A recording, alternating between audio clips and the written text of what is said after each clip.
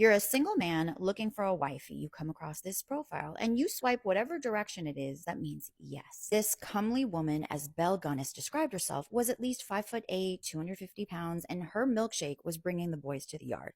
They were coming in droves. Her ad in the papers looking for love made sure it ended with "Triflers need not apply." Hell's Belle, as they refer to her, was born in Norway, and in 1881 she moved to the United States to join her older sister and to make some money and find some love. She moves to Chicago working as a domestic servant, and then she meets her first man. His name was Mads Sorensen. They fall in love, they get married. It appears they were unable to have biological children, so they took care of 4 foster children. In their care, 2 of them passed away from inflammation of the bowels, which in hindsight is a side effect of poison. They collected life insurance. Belle and Mads owned a candy shop. One day, the shop went up in flames and they collected the insurance. You see where this is going? Mads had a life insurance policy out on himself. He knew it wasn't enough, so he took out another policy. And on the last day these 2 policies overlapped, he somehow passed away. Belle collected $5,000, which in today's money is roughly $182,000. But her neighbors are looking at her like, something ain't right here. So Belle decides, you know what? I'm taking my foster kids and I'm moving. Belle and her kids moved to LaPorte, Indiana, and she buys a huge farm. It's here she met Peter Gunness. He was a butcher. He had recently been widowed and he had 2 small children. They got married in 1904, and within a week,